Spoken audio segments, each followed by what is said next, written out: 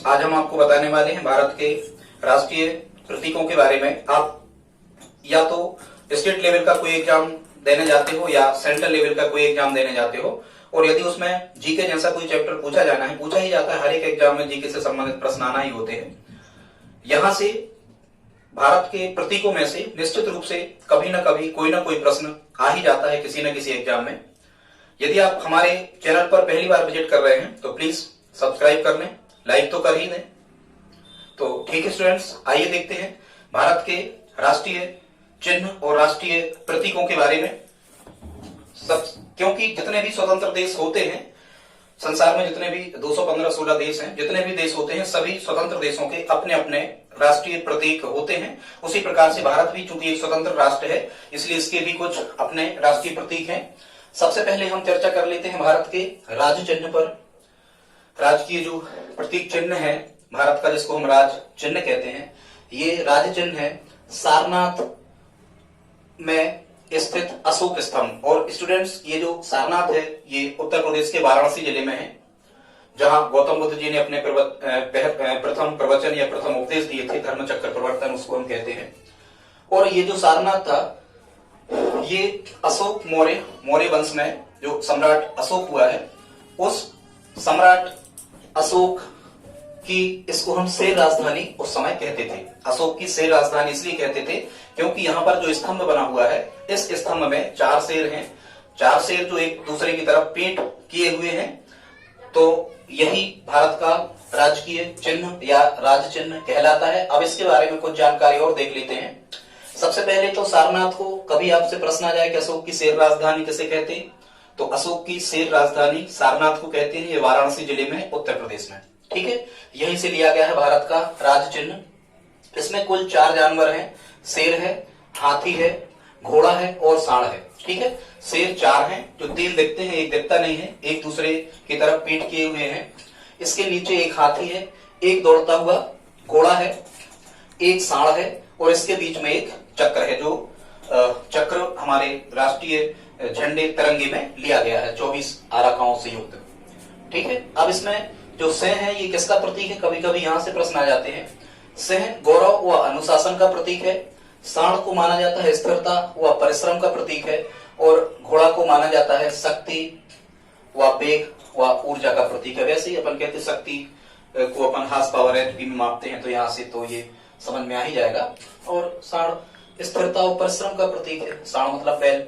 ठीक है, सभी के बीच में एक धर्म चक्र बना हुआ है, ये छोटा सा समझ में आता है।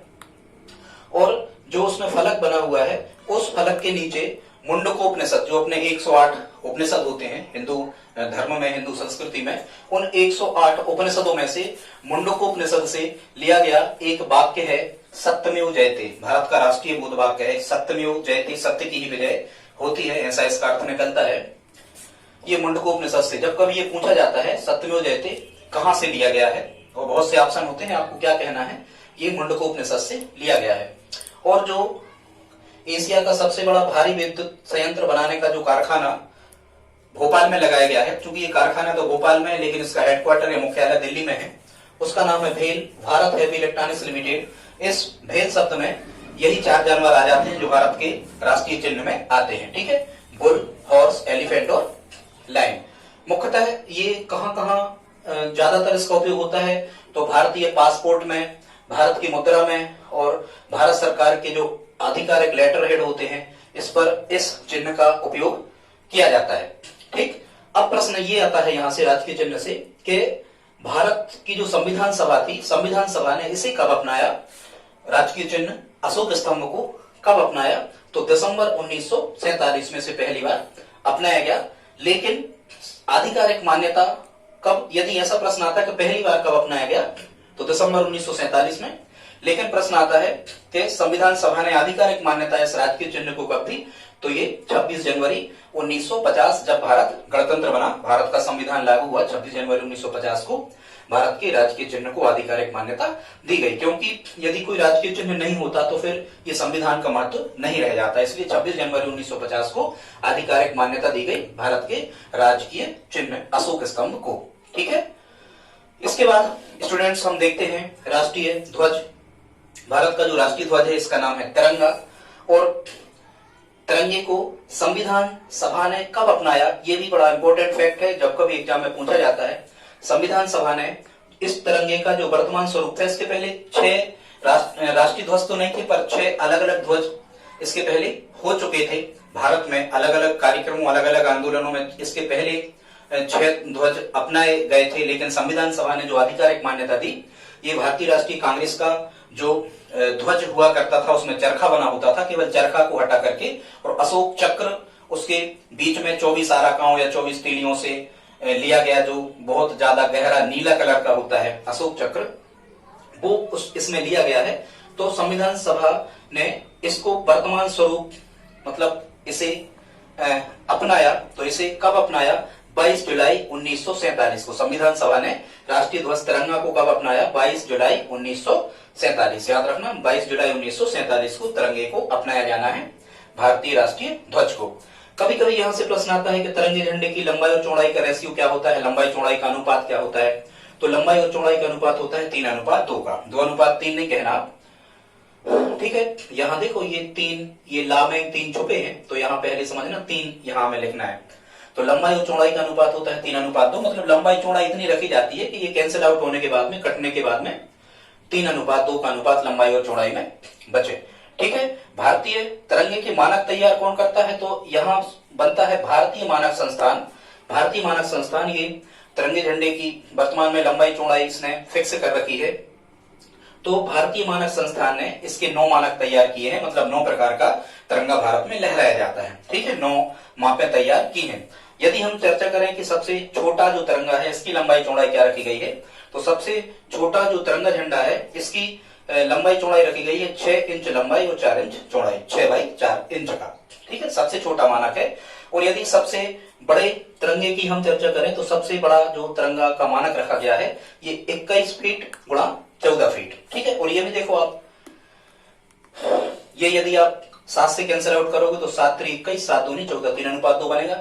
इसको काटो, 2 से कैंसिल आउट करो, 2 3 6, 2 दूनी 4, ये भी 3:2 बनेगा। तो ध्यान रखना 6 इंच गुणा 4 इंच सबसे छोटा तिरंगा होता है भारत में, और 21 फुट गुणा 14 फीट का सबसे बड़ा तिरंगा होता है आकार में भारत में, ठीक है। कभी आपको प्रश्न आ जाता है कि तिरंगा में कितने रंग होते हैं, तो याद रखो आपको 3 ऑप्शन मिलेगा एक ही नंबर पर आपको 3 ऑप्शन में आंसर नहीं देना है, आपको तिरंगा झंडा में 4 रंग बताना है, ठीक है। क्योंकि बीच में जो गहरा नीला कलर का होता है ये कलर होता है किसका? जो 24 आराकाएं या 24 तीलियां बनी होती हैं, अशोक चक्र जो वहां से लिया गया है बीच में, वो गहरा नीले कलर का होता है। इस प्रकार से 4 रंग भारतीय तिरंगे में हो जाते हैं, ठीक है। बीच में गहरे नीले रंग का अशोक चक्र उसमें बना हुआ है। जो अशोक चक्र जो है ये मुख्यतः किसका प्रतीक है? प्रगति का प्रतीक है या जन्म मरण का प्रतीक है। कभी कभी जन्म मरण ऑप्शन में आता है, कभी कभी परिवर्तन आता है, कभी कभी प्रगति आता है। तो ये चक्र किसका प्रतीक है? या तो जन्म और मरण का प्रतीक है, या फिर ये परिवर्तन का प्रतीक है, या फिर ये प्रगति का प्रतीक है। अब इसके रंगों को देख लेते हैं। तो देखो, जब कभी भी झंडा फहराया जाता है तो इस चीज का ध्यान रखा जाता है, ऊपर होता है केसरिया रंग, हमेशा केसरिया, ठीक है। केसरिया कैसे याद रखोगे? वैसे ही आसमान अपना कैसा है? केसरिया ही कलर का दिखता है सुबह टाइम या शाम के टाइम, ठीक है। और वैसे ही ध्वज जो है ये कब फहराया जाता है? ये सूर्योदय के पहले, उस सूर्यास्त के बाद में से निकाल लिया जाता है, मतलब सूर्योदय के बाद और सूर्यास्त के पहले तक इसे फहराया जाता है, ठीक है। तो गहरे नीले रंग का अशोक चक्र है, ऊपर केसरिया रंग है। केसरिया रंग किसका प्रतीक है? शौर्य और त्याग का प्रतीक है केसरिया रंग। स्टूडेंट्स ध्यान रखो, केसरिया रंग किसका प्रतीक है? शौर्य और त्याग का प्रतीक है केसरिया रंग। और इसके मध्य में है सफेद रंग। बीच में कौन सा रंग है? सफेद रंग इसके बीच में है। और सबसे, चूंकि जो सफेद रंग बीच में, सफेद रंग सत्य का प्रतीक है। और सबसे नीचे हरा है, देखो हरी भरी पृथ्वी है तो नीचे रंग हरा ही होता है, ऐसे आप लॉजिक याद रख सकते हो। और हरा रंग काय का प्रतीक है? समृद्धि का प्रतीक है। कभी कभी प्रश्न आता है कि इसकी डिजाइन किसने तैयार की थी? तो ये क्रांतिकारी थे जो पिंगली वेंकैया, इन पिंगली वेंकैया ने इसकी डिजाइन तैयार की थी राष्ट्रीय ध्वज की।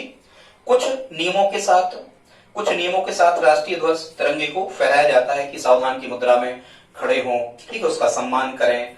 ऐसी बहुत सारी बातें बाद में कभी बताएंगे, टाइम लग जाएगा, ठीक है। हाँ, इसमें एक नियम ये जरूर रहता है कि जो तिरंगा होना चाहिए जिस कपड़े का, वो कपड़ा हाथ से निर्मित होना चाहिए और खादी से बना हुआ तिरंगा होना चाहिए। कैसे बना हुआ? खादी से बना हुआ और हस्त निर्मित होना चाहिए। हाथ से बनी हुई खादी से बना हुआ तिरंगा ही लहराया जाता है, ठीक है। जो नवीन नवीन जो संशोधन किया गया था, इसके निर्माण में विशेष भूमिका यदि कभी आती है कि जब तिरंगा झंडे का संशोधन किया जा रहा था संविधान सभा द्वारा, तो मुख्य भूमिका किसने निभाई थी? तो गांधी जी ने निभाई थी। इन्हीं के सहयोग से पिंगली वेंकैया ने गोटेजान तैयार की थी। ठीक है, भारत में एक स्थान केवल ऐसा है, वो है भारत का संसद भवन, जहां 3 तिरंगे एक साथ फहराए जाते हैं। ध्यान रखना, भारत का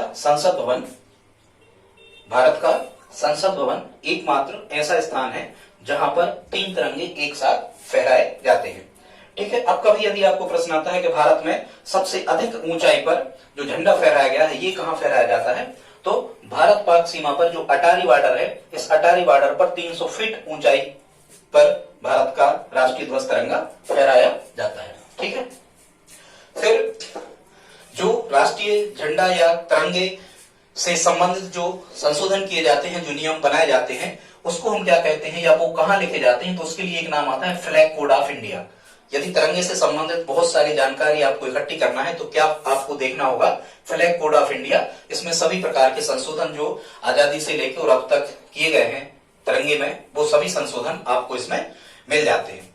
ठीक है, ये सूर्योदय के बाद फहराया जाता है, सूर्यास्त के पहले तिरंगे झंडे को उतार लिया जाता है। ठीक है, अब दिल्ली वाली चर्चा कभी कभी एग्जाम में आपसे पूछी जाती है कि 15 अगस्त को लाल किले पर झंडा कौन फहराता है। तो ध्यान रखना, देश आजाद हुआ था, जब देश आजाद हुआ था तो 15 अगस्त 1947 को जवाहरलाल नेहरू जी द्वारा दिल्ली के लाल किले पर तिरंगा झंडा फहराया गया था। वही परंपरा चली आ रही है कि हर प्रत्येक स्वतंत्रता दिवस मतलब 15 अगस्त 1947 को प्रधानमंत्री जी द्वारा, तत्कालीन जो प्रधानमंत्री होते हैं उनके द्वारा दिल्ली के लाल किले पर तिरंगा झंडा फहराया जाता है। ठीक है, और 26 जनवरी गणतंत्र दिवस को ये राजपथ पर राष्ट्रपति महोदय के द्वारा फहराया जाता है। ठीक है, गणतंत्र दिवस पर राष्ट्रपति जी द्वारा और स्वतंत्रता दिवस पर प्रधानमंत्री जी द्वारा फहराया जाता है। ठीक है, अब कभी कभी ये हमने यहाँ कुछ चीजें लिखी हैं। झुका झंडा, ये झुका झंडा किसका प्रतीक होता है? झुका झंडा प्रतीक होता है राष्ट्रीय शोक का। कोई राष्ट्रीय शोक हो गया है, किसी की डेथ हो गई है, कोई महान व्यक्ति जिसने देश के लिए कुछ किया, तो झुका झंडा इसका प्रतीक है। उल्टा झंडा जो होता है, उल्टा झंडा जो है ये जब देश पर असीम संकट आ गया है, कोई युद्ध, आपातकाल जैसी कोई बहुत गंभीर समस्या बन गई है किसी देश पर, तो उल्टा झंडा कर दिया जाता है उस देश का। यदि पीला झंडा लगा हुआ है किसी वाहन में, तो इसका अर्थ ये होता है कि संक्रामक रोगों को लेने वाले या लाने वाले वो रोगी उसमें बैठे हुए हैं, या वो जो वाहन है वो संक्रामक रोगों से ग्रस्त व्यक्तियों को लाने ले जाने वाला वाहन है, इसलिए उसमें पीला झंडा लगाया गया है। पीला झंडा इसका प्रतीक होता है। लाल झंडा खतरे का प्रतीक होता है, और जो सफेद झंडा होता है, ये सफेद झंडा संधि या समर्पण का प्रतीक होता है। दो देशों के बीच में संधि हो गई, सेनाओं के बीच में, या समर्पण कर दिया किसी देश की सेना ने, तो सफेद झंडा दिखाया जाता है। ये हमने प्रतीक बता दिए, कभी कभी यहाँ से प्रश्न पूछे जाते हैं। अब हम चर्चा कर लेते हैं राष्ट्रगान पर। याद रखना स्टूडेंट्स, राष्ट्रगान को नेशनल एंथम कहते हैं और राष्ट्रगीत को नेशनल सॉन्ग कहते हैं। याद रखना, गान मतलब क्या होता है? एंथम। तो राष्ट्रगान को क्या कहते हैं? National anthem. और राष्ट्रगीत को क्या कहते हैं हम? National song. भारत का जो राष्ट्रगान है ये है जन गण मन। याद रखें, भारत का राष्ट्रगान क्या है? जन गण मन। ठीक है, यहाँ वैसे ही गान शब्द लिखा है, तो यहाँ ना देखो, यहाँ ना, यहाँ ना, यहाँ ना, या इस ना से आप मिला लेना, फिर यहाँ भी गा शब्द है, यहाँ भी गा शब्द है, इस टाइप से। राष्ट्रगान क्या है? जन गण मन। भारत के राष्ट्रगान को संविधान सभा ने कब अनुमति दी? तो संविधान सभा की जब अंतिम बैठक हुई थी, संविधान सभा ने राष्ट्रगान को अनुमति दी। ये डेट जरूर आप अलग से पूरी तैयार कर लेना। संविधान सभा ने राष्ट्रगान को अनुमति दी 24 जनवरी 1950 को। कब दी? 24 जनवरी 1950 को। फिर कभी आपसे प्रश्न आता है कि भारत के राष्ट्रगान को पहली बार कब गाया गया? जब ये तैयार हुआ तो पहली बार कब गाया गया भारत का राष्ट्रगान जन गण मन? तो यहाँ आपको याद रखना है, भारतीय राष्ट्रीय कांग्रेस के 1911 के कलकत्ता अधिवेशन में। याद रखना, भारतीय राष्ट्रीय कांग्रेस के 1911 में जो कलकत्ता अधिवेशन हुआ था, यहाँ सबसे पहले राष्ट्रगान गाया गया था। और इस कलकत्ता अधिवेशन की अध्यक्षता किसने करी थी? पंडित बिशन नारायण धर। किसने करी थी? पंडित बिशन नारायण धर। ठीक है, वैसे ही अपन नारायण नारायण नारायण गाते ही हैं अपन, गान ऐसे याद रखना। ठीक, ऐसे आप याद रख सकते हो, पंडित बिशन नारायण धर ने। अब जो भारत का राष्ट्रगान है जन गण मन, ये किसने लिखा? तो ये लिखा रविंद्रनाथ टैगोर ने। किसने लिखा? भारत का राष्ट्रगान जन गण मन किसने लिखा? रविंद्रनाथ टैगोर ने। ठीक है स्टूडेंट्स, आगे देखते हैं। राष्ट्रगान किसके द्वारा लिखा गया? रविंद्रनाथ टैगोर जी के द्वारा। इन्हें विश्व गुरु या विश्व कवि भी कहा जाता है रविंद्रनाथ टैगोर जी को। एशिया के ये प्रथम ऐसे व्यक्ति हुए जिन्हें 1913 में साहित्य में नोबेल पुरस्कार दिया गया गीतांजलि पर। इनकी एक रचना थी गीतांजलि, उस पर इन्हें पहला नोबेल पुरस्कार प्राप्त भारतीय 1913 में इन्हें गीतांजलि पर विश्व का सबसे बड़ा साहित्य का पुरस्कार नोबेल पुरस्कार से इन्हें सम्मानित किया गया रविंद्रनाथ टैगोर। और रविंद्रनाथ टैगोर ने 2 देशों के राष्ट्रगान लिखे हैं। एक तो अमार सोनार बांग्ला, बांग्लादेश का राष्ट्रगान इन्हें लिखा है, और जनगण मन भारत का राष्ट्रगान इन्हें लिखा है, ये भी बांग्ला भाषा में ही है। और श्रीलंका के राष्ट्रगान को लिखे जाने में इन्हें हेल्प की है। ठीक है, तो कहां से लिया गया है? कभी कभी प्रश्न आता है कि राष्ट्रगान कहां से लिया गया है, तो रविंद्रनाथ टैगोर की पुस्तक गीतांजलि से लिया गया है। और राष्ट्रगान किस भाषा में है? ये बांग्ला भाषा में, जो बांग्लादेश ढाका साइड जो बोली जाती है। अब कभी कभी प्रश्न आता है कि राष्ट्रगान का सबसे पहले प्रकाशन कब किया गया और किस शीर्षक से किया गया और किस पत्रिका में किया गया? तो राष्ट्रगान का प्रथम जो प्रकाशन हुआ, ध्यान रखना, 1912 में टैगोर द्वारा संपादित एक पत्रिका थी जिसका नाम था तत्वबोधिनी। टैगोर, रविंद्रनाथ टैगोर जी द्वारा एक संपादित एक पत्रिका जिसका नाम क्या था? तत्वबोधिनी पत्रिका। और इस तत्वबोधिनी पत्रिका में राष्ट्रगान पहली बार 1912 में भारत भाग्य विधाता शीर्षक से प्रकाशित किया गया। याद रखना, भारत भाग्य विधाता ये शीर्षक था तत्वबोधिनी पत्रिका में 1912 दिल्ली दरबार के बाद में। ठीक है, फिर कभी कभी प्रश्न आता है कि इसका अंग्रेजी अनुवाद किसने किया? तो याद रखना, इसके 7 साल बाद 1919 में रविंद्रनाथ टैगोर जी ने खुद स्वयं इसका अंग्रेजी अनुवाद किया। और जब अंग्रेजी अनुवाद किया तो इसका नाम उन्होंने क्या दिया? The morning song of India. मतलब याद रखना, the morning song of India ये जनगण मन को ही कहते हैं। The morning song of India किसे कहते हैं?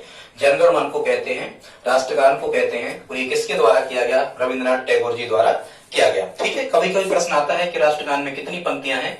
तो इसमें कुल 13 पंक्तियां हैं, जिनके गायन में या जिसको गाने में 52 सेकंड का समय लगता है। अब यदि इसको संक्षिप्त गाया जाए, पहली और लास्ट की पंक्तियां यदि गाई जाएं, या कभी धुन बजाई जाती है, यदि धुन बजाई जाती है कम समय में, जैसे खिलाड़ियों वगैरह जब राष्ट्रीय कोई खेल होते हैं तो वहां सभी देशों के खिलाड़ियों की राष्ट्रगान की धुन बजती है, तो अपने यहाँ की धुन बजाने में कितना समय लगता है? 20 सेकंड का। या संक्षिप्त गायन में कितना समय लगता है? 20 सेकंड का। ठीक है स्टूडेंट्स, इतना पर्याप्त है। राष्ट्रगान में प्रश्न आते हैं तो यहीं से आते हैं, बहुत इंपॉर्टेंट फैक्ट है। आप कॉपी पेन उठा के बैठे और इनको नोट करते जाएं। एक बार नोट्स आपके बन गए, हमेशा के लिए तैयार हो जाएगा। ठीक है, लाइक तो कर ही दें, इतना देख लिया है तो। ठीक है, आगे देखते हैं। अब हम आ जाते हैं नेशनल सॉन्ग, राष्ट्रगीत पर। ठीक है, किस पे आ जाते हैं? राष्ट्रगीत पर आ जाते हैं। भारत का जो नेशनल सॉन्ग है, इसकी रचना की थी 1874 में रचना की थी। और किस पुस्तक से लिया गया है? आनंद मठ पुस्तक से लिया गया है। ये आनंद मठ पुस्तक जो है स्टूडेंट्स, ये बंकिम चंद्र चटर्जी या बंकिम चंद्र चट्टोपाध्याय, एक ही नाम है स्टूडेंट्स, यहाँ भ्रमित नहीं होना। बंकिम चंद्र चटर्जी और बंकिम चंद्र चट्टोपाध्याय ये एक ही व्यक्ति का नाम है। इन्हीं के द्वारा लिखा गया एक उपन्यास है जिसका नाम है आनंद मठ, और ये भी बांग्ला भाषा में है। आनंद मठ भी बांग्ला भाषा में है। ठीक है, इसी से लिया गया है नेशनल सॉन्ग। और भारत का नेशनल सॉन्ग क्या है? वंदे मातरम। नेशनल सॉन्ग क्या है? वंदे मातरम। लेकिन वंदे मातरम खुद किस भाषा में है? वंदे मातरम संस्कृत भाषा में है। वंदे मातरम किस भाषा में है? संस्कृत भाषा में है। और जैसे राष्ट्रगान में 13 लाइन थी, तो राष्ट्रगीत में 8 लाइन है। कितनी? 8 लाइन है। राष्ट्रगान को गाने में जैसे 52 सेकंड का समय लगता है, राष्ट्रगीत को गाने में 65 सेकंड का समय लगता है, मतलब 1 मिनट 5 सेकंड। ये भी ऑप्शन में आ सकता है। राष्ट्रगीत किस राग में गाया जाता है? राष्ट्रगीत गाया जाता है राग कहरवा में। ये सुबह टाइम, मॉर्निंग टाइम में गाई जाने वाली एक राग है। राग कहरवा में राष्ट्रगीत को गाया जाता है। अब प्रश्न आता है, बहुत इंपॉर्टेंट फैक्ट स्टूडेंट्स, कि प्रथम बार राष्ट्रगीत को कब गाया गया? तो याद रखना, प्रथम बार राष्ट्रगीत गाया गया कांग्रेस के 1896 के कलकत्ता अधिवेशन में। देखो, राष्ट्रगान भी कलकत्ता अधिवेशन में, लेकिन राष्ट्रगान पहली बार 1911 में, लेकिन राष्ट्रगीत 1896 में। राष्ट्रगीत उसके पहले गा लिया गया था। ठीक है, राष्ट्रगीत 1896 में गाया गया, कलकत्ता में जो अधिवेशन हुआ था। और इस अधिवेशन की अध्यक्षता किसने की थी? रहीमतुल्लाह सयानी। किसने की थी? रहीमतुल्लाह सयानी। वैसे ही आप याद रखना कि जो रहीम के दोहे हैं वो हम गीत के रूप में गाते ही हैं, ऐसे याद रख लेना आप। ठीक है, तो रहीमतुल्लाह सयानी ने 1896 में कांग्रेस अधिवेशन की अध्यक्षता की थी। ठीक है, राष्ट्रगीत को संविधान सभा द्वारा कब अपनाया गया? 24 जनवरी 1950, संविधान लागू होने के 2 दिन पहले इसे अपनाया गया। और राष्ट्रगान को भी 24 जनवरी, मतलब राष्ट्रगान और राष्ट्रगीत, याद रखना, राष्ट्रगान और राष्ट्रगीत दोनों को 24 जनवरी 1950 को अपनाया गया, क्योंकि उनको पता था कि 26 जनवरी 1950 को हम गणतंत्र मनाने वाले हैं, स्वतंत्र भारत का प्रथम गणतंत्र मनाने वाले हैं, इसलिए वहां राष्ट्रगान भी होगा और राष्ट्रगीत भी होगा। तो ये 2 दिन पहले ही उन्होंने तय कर लिया था, ऐसे करके आप याद रख सकते हो। ठीक है, जितने भी भारत में दूरदर्शन कार्यक्रम प्रसारित होते हैं, जितने भी दूरदर्शन केंद्र हैं, जितने भी आकाशवाणी केंद्र हैं, इन सभी की शुरुआत राष्ट्रगीत से होती है। याद रखना, राष्ट्रगान से नहीं होती शुरुआत इनकी, राष्ट्रगीत वंदे मातरम चलता है रेडियो एफएम वगैरह पे, आप जब सबसे सुबह उठ के सुनते हो तो उनके कार्यक्रमों को। स्टूडेंट्स, इसके बाद में हम आ जाते हैं राष्ट्रीय पंचांग। भारत का जो राष्ट्रीय पंचांग है ये है शक संवत। भारत का राष्ट्रीय पंचांग क्या है? शक संवत। भारत का राष्ट्रीय पंचांग है शक संवत, जो 78 ईस्वी में, ईसा पूर्व ने स्टूडेंट्स, 78 ईस्वी में शक राजा कनिष्क द्वारा चलाया गया था। भारत का राष्ट्रीय पंचांग भी है।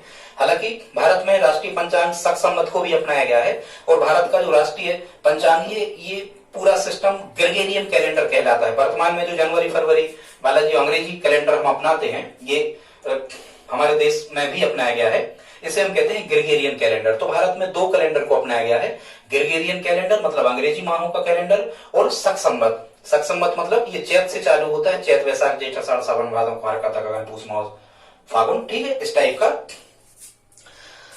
तो भारत का राष्ट्रीय पंचांग है शक संवत, जो शक राजा कनिष्क ने चलाया था 78 ईस्वी में।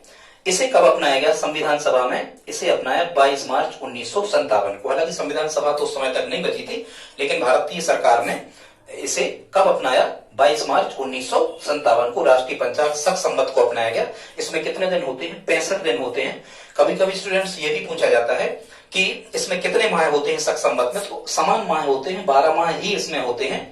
अब कभी ये पूछा जाता है कि राष्ट्रीय पंचांग का प्रथम माह क्या होता है? तो याद रखना, चैत्र, चैत से चालू होता है, चैत की परमा से चालू होता है, ये चैत इसका प्रथम माह होता है, और अंतिम माह होता है फागुन या फाल्गुन जिसको हम कहते हैं। ठीक है, अब ये कब पड़ता है? तो जो सामान्य वर्ष होता है जिसमें 365 दिन होते हैं, उसमें ये इसका चैत का प्रथम दिन पड़ता है 22 मार्च को, और लीप वर्ष में चैत का प्रथम दिन पड़ता है 21 मार्च को। यहां से ये प्रारंभ होता है। यदि हम आपको 2021 में पढ़ा रहे हैं तो वर्तमान में जनवरी 2021 में 1942 चल रहा है शक संवत। कितना चल रहा है? 1942 चल रहा है शक संवत। इसमें 78 79 जोड़ोगे, यदि इसमें 1942 में 79 आप जोड़ देते हो तो ये प्राप्त हो जाता है आपको 2021। 79 जोड़ के आप प्राप्त कर सकते हो, या 79 आप उसमें से घटा देना। अब वर्तमान में जो अंग्रेजी कैलेंडर चल रहा है इसमें से यदि आप 79 घटा देते हो तो फिर ये शक संवत की डेट निकल आती है। ठीक है स्टूडेंट्स, इसके बाद में हम बढ़ते हैं भारत के राष्ट्रीय पशु की ओर। तो भारत का राष्ट्रीय पशु क्या है? बाघ है। लेकिन ध्यान रखना, ये बंगाल टाइगर है। जो बाघ है ये बंगाल टाइगर वाला बाघ है। बाघ के पहले भारत का जो राष्ट्रीय पशु था ये शेर था, सिंह था, याद रखना। ठीक है, पहले शेर था, अब बाघ है। और बाघ का जो वैज्ञानिक नाम है ये पैंथेरा टाइग्रिस। स्टूडेंट्स, बाघ का जितने भी भारत के ऐसे कुछ चीजें होती हैं जिनके वैज्ञानिक नाम हो सकते हैं, हमने यहाँ बताने का प्रयास किया है, आप उन्हें नोट करते जाएं, वहां से प्रश्न बनते हैं। बाघ का वैज्ञानिक नाम है पैंथेरा टाइग्रिस, और 1972 से पहले शेर था। जब भारत में अप्रैल 1973 से टाइगर प्रोजेक्ट, टाइगर संरक्षण, बाघ संरक्षण योजना जो प्रारंभ की गई, इसके बाद से जब टाइगर प्रोजेक्ट प्रारंभ हुआ भारत में, तो टाइगर मतलब बंगाल टाइगर बाघ को भारत का राष्ट्रीय पशु घोषित किया गया। ये यहाँ लिखा है कैलाश सांखेली। कैलाश सांखेली भारत में टाइगर प्रोजेक्ट के जनक माने जाते हैं, टाइगर मैन इनको कहते हैं, और विश्व टाइगर प्रोजेक्ट के जनक होते हैं गनीमेड करके है। ठीक है, आगे देखते हैं। फिर यहाँ राष्ट्रीय पक्षी पर आ जाते हैं। तो आपको पता होगा भारत का जो राष्ट्रीय पक्षी है ये या तो भारत का राष्ट्रीय पक्षी मयूर, या इसको क्या कहते हैं? पीकॉक, मोर भी कहते हैं, और इसका वैज्ञानिक नाम है पावो क्रिस्टेसस। भारत के राष्ट्रीय पक्षी मोर, इसका वैज्ञानिक नाम पावो क्रिस्टेसस। ये क्यों रखा गया? क्योंकि ये सबसे सुंदर पक्षी है। ठीक है, लगभग 200 पंख इसके होते हैं, बरसात के दिनों में ये नाचता है। और ये जो मोर जो है किसका प्रतीक है? कभी पूछा गया है एग्जाम में, ये शिष्टता या सदाचार का प्रतीक होता है मोर। मोर शिष्टता या सदाचार का प्रतीक होता है। इसे कब घोषित किया गया, राष्ट्रीय पक्षी कब घोषित किया गया, 1963 में घोषित किया गया। ये शिष्टता के अलावा पुनरुत्थान का भी प्रतीक होता है। खराब समय बीत जाने के बाद अच्छा समय भी आता है, तो ये पुनरुत्थान का प्रतीक होता है। और भारतीय वन्यजीव संरक्षण अधिनियम जो 1972 में लागू किया गया, तो यह पूरी तरह से संरक्षित है, मतलब गवर्नमेंट की जवाबदारी है इसकी देखरेख, इसकी सुरक्षा की व्यवस्था बना करके रखना, किसकी, मोर की। अब हम आते हैं 8 क्रमांक पर, यहां लिखा है राष्ट्रीय विरासत पशु। भारत का राष्ट्रीय विरासत पशु हाथी है। भारत का राष्ट्रीय विरासत पशु हाथी है। हाथी का वैज्ञानिक नाम होता है लेक्सोडोंटा। वैसे ही वो कारो मारो को डोंटा देता है, ऐसे करके याद रखना। इसका हाथी का वैज्ञानिक नाम है, क्या है, लोक्सोडोंटा, लेक्सो नहीं, लोक्सोडोंटा। ठीक है। और आप जानते हो पृथ्वी पर ये सबसे बड़ा जमीनी प्राणी है। नीली व्हेल तो ये समुद्र या पानी की है। जमीन पर या पृथ्वी सतह पर सबसे बड़ा प्राणी है हाथी। ठीक है।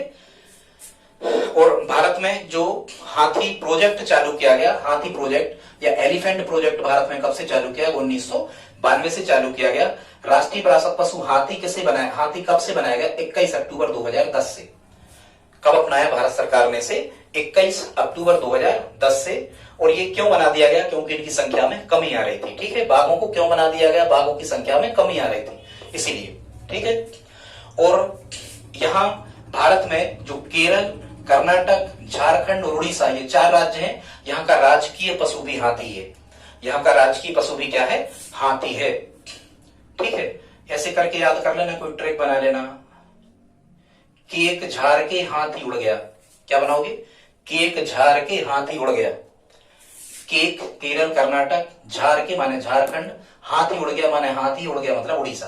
केक झार के हाथी उड़ गया, याद रखना। तो आपको याद हो जाएगा कि 4 राज्यों का राजकीय पशु क्या है, हाथी है, लेकिन अपना राष्ट्रीय विरासत पशु है। इसके बाद हम आ जाते हैं राष्ट्रीय जलीय जीव। तो राष्ट्रीय जलीय जीव है गंगा डॉल्फिन। राष्ट्रीय जलीय जीव, भारत का राष्ट्रीय जलीय जीव क्या है स्टूडेंट्स, भारत का राष्ट्रीय जलीय जीव है गंगा डॉल्फिन। और इसका वैज्ञानिक नाम होता है प्लेटेनिस्टा गंगेटिका।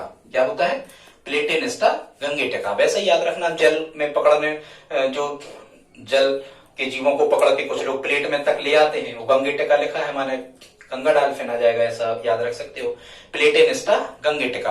और इसे कब बनाया गया राष्ट्रीय जलीय जीव, 5 अक्टूबर 2009 से। 5 अक्टूबर 2009 से राष्ट्रीय जलीय जीव घोषित किया गया गंगा डॉल्फिन को। अब हम आ जाते हैं राष्ट्रीय वृक्ष। सबको पता है राष्ट्रीय वृक्ष बरगद है। बरगद अमरता का प्रतीक है, क्योंकि सबसे ज्यादा उम्र होती है बरगद की। ठीक है। और बहुत आसरा, बहुत छाया, बहुत से जीवों को बहुत से स्थान पर इसकी छाया, इसकी जड़ें फैलती चली जाती हैं, फैलती चली जाती हैं। इसी प्रकार से भारत में भी बहुत सारे धर्म, जाति, संस्कृति, भाषाओं, वेशभूषा वाले लोग रहते हैं। तो उसी आधार पर राष्ट्रीय वृक्ष किसे घोषित किया गया, बरगद को। वो बरगद का वैज्ञानिक नाम होता है, जो द्विआधारी पद्धति होती है उसमें वैज्ञानिक नाम होता है बरगद का फाइकस बेंगालेसिस। क्या होता है, फाइकस बेंगालेसिस। ठीक, याद रखना। इस वृक्ष से कुछ लोग कस देते हैं, जानवरों को कस देते हैं कसन से, रस्सी से, ऐसे करके याद रखना। फाइकस बेंगालेसिस राष्ट्रीय वृक्ष बरगद का क्या है, वैज्ञानिक नाम है, और ये अमरता का प्रतीक है। अब हम आ जाते हैं राष्ट्रीय नदी। भारत की राष्ट्रीय नदी घोषित किया गया है गंगा नदी को 4 नवंबर 2008 से। भारत की राष्ट्रीय नदी किसे घोषित किया गया है, गंगा भारत की राष्ट्रीय नदी। याद रखो, गंगा भारत की राष्ट्रीय नदी। 4 नवंबर 2008 से गंगा को राष्ट्रीय नदी घोषित किया गया है, और इसे जीवित इकाई भी घोषित किया गया है भारत सरकार द्वारा। गंगा और नर्मदा 2 ऐसी नदियां हैं जिन्हें सरकार द्वारा जीवित इकाई घोषित किया गया है। स्टूडेंट्स, जीवित इकाई का मतलब ये होता है कि इनको नुकसान पहुंचाने पर आपके खिलाफ वैसे ही प्रकरण दर्ज किए जाते हैं जैसे साधारण मनुष्यों या मनुष्यों को नुकसान पहुंचाने पर जिस प्रकार से प्रकरण दर्ज किए जाते हैं, इन गंगा और नर्मदा, इन नदियों को भी नुकसान पहुंचाने पर उसी प्रकार से अपराध दर्ज किए जाते हैं। ये मतलब होता है जीवित इकाई का। अब हम आते हैं भारत के राष्ट्रीय पुष्प। आपको पता होगा भारत का राष्ट्रीय फूल क्या है, कमल है। और कमल का वैज्ञानिक नाम क्या है, नेलंबो न्यूसिफेरा गार्टन। वैसे ही फूल गार्डन में होते हैं, यहां से आपको याद हो जाएगा, नेलंबो न्यूसिफेरा गार्टन, ये राष्ट्रीय पुष्प कमल का वैज्ञानिक नाम है। अब भारत का राष्ट्रीय फल क्या है, भारत का राष्ट्रीय फल आम। आप जानते हो, मैगीफेरा इंडिका, आम फलों का राजा कहा जाता है, इसलिए मैगीफेरा इंडिका या आम भारत का राष्ट्रीय फल है। भारत का राष्ट्रीय खेल क्या है, भारत का राष्ट्रीय खेल हॉकी है। पाकिस्तान का राष्ट्रीय खेल भी हॉकी है। भारत की राष्ट्रीय मुद्रा भारत की राष्ट्रीय मुद्रा क्या है? रुपया। ये शेरशाह सूरी द्वारा चलाया गया था भारतीय मुद्रा रुपया। वर्तमान में इसका ये संकेत होता है और इस संकेत को कैसे बनाया जाता है? ये हमने यहाँ संकेत बनाया है, लाल की आड़ी डंडी खींच देते हैं, इसमें भारत का झंडा तिरंगा भी इसमें नजर आता है।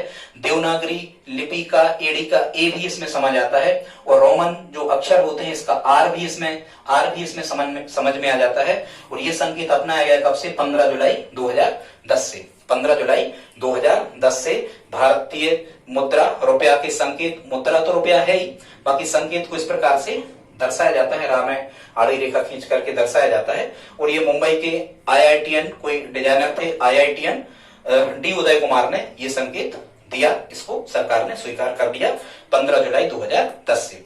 अब भारत के राष्ट्रपिता गांधी जी हैं, आप जानते ही हो, ये तो फेमस आदमी है। फिर यहाँ भारत के यदि राष्ट्रीय पर्व की चर्चा की जाए तो भारत के राष्ट्रीय पर्व 3 हैं, याद रखना। भारत के राष्ट्रीय पर्व कितने स्टूडेंट्स? 3 हैं। भारत के 3 राष्ट्रीय त्योहार हैं। देखो वैसे तो त्योहार बहुत से होते हैं पर राष्ट्रीय त्योहार बताया, राष्ट्रीय त्योहार 3 है। पहला स्वतंत्रता दिवस 15 अगस्त को मनाया जाता है, ठीक है। फिर गणतंत्र दिवस 26 जनवरी को मनाया जाता है और तीसरा गांधी जयंती 2 अक्टूबर को मनाई जाती है। ये 3 भारत के राष्ट्रीय पर्व कहे जाते हैं, ठीक है। अब कभी चर्चा हो जाए भारत का राष्ट्रीय वाक्य क्या है, तो भारत का राष्ट्रीय वाक्य क्या है? सत्यमेव जयते, सत्य की ही विजय होती है। सत्यमेव जयते ये मुंडकोपनिषद से लिया गया है। भारत की राष्ट्रीय चिन्ह में सबसे नीचे ये लिखा हुआ है देवनागरी लिपि में। भारत का राष्ट्रीय पुरस्कार क्या है, तो भारत का राष्ट्रीय पुरस्कार होता है भारत रत्न। भारत का राष्ट्रीय पुरस्कार, सबसे बड़ा पुरस्कार भारत में क्या होता है? भारत रत्न। यही भारत का राष्ट्रीय पुरस्कार है। राष्ट्रीय मिठाई जलेबी और राष्ट्रीय लिपि देवनागरी, जिसमें हिंदी सहित भारत की लगभग 10 भाषाएं देवनागरी में लिखी जाती हैं।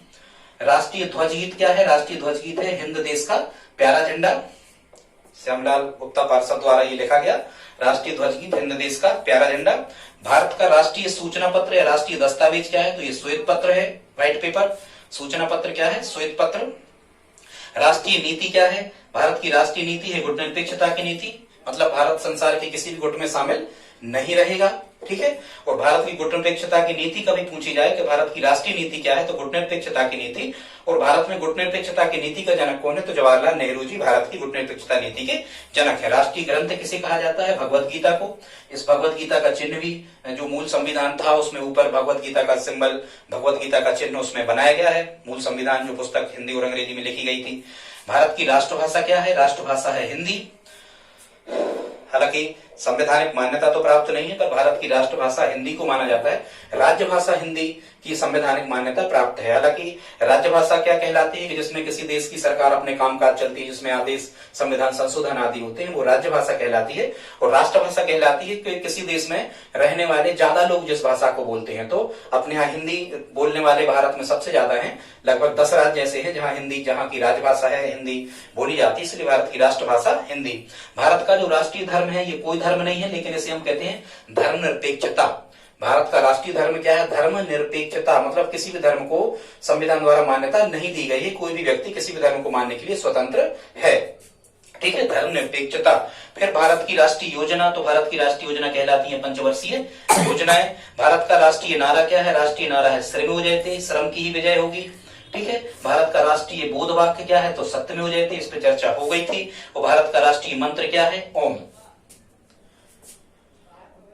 स्टूडेंट्स, यदि आपको ये वीडियो अच्छा लगा हो तो प्लीज लाइक कर दें, शेयर करें, कमेंट में आप 2 शब्द तो लिखें ही, उत्साहवर्धन होता है हमारा। कैसा लगा ये वीडियो आपको कमेंट बॉक्स में हमें लिख के बताएं। दोस्तों में सब्सक्राइबर बढ़वाने में प्लीज हमारी हेल्प करें। धन्यवाद।